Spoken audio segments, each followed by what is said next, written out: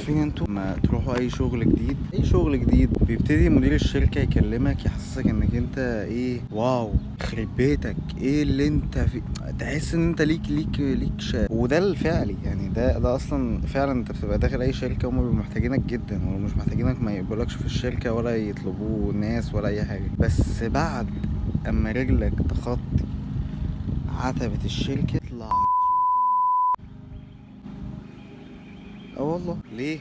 هو خلاص بيبقى ماسكك من طيزك، فاهم انت ازاي؟ فاللي هو بيسحلك بيخليك بص، وانت بقى يعني خلاص دخلت برجلك وشقيت، اكيد مش هتطلع بسهولة كده. ممكن يقولك تصفية من غير الحساب لعدم تحرشك بالمدير الرسمي. يبقى اعرف الناس الاول قبل ما تخش اي شركة، وببص على الناس اللي حواليك اللي هم في مزرعة الخلاط ولا لا. واوعى تسأل اي حد، يعني انت مش اي حد معدي كده تقوم سأله، لا.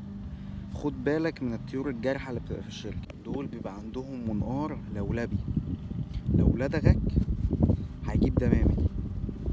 حاول على قد ما تقدر اسأل واحد شكله يا عيني شبه الشراب المقطوع، ده اللي هيجيب لك الخلاصة، غير لما تقول له واحد ايه شكله كده، هو بيبقى شكله معفن برضه بس بيبقى عامل كده.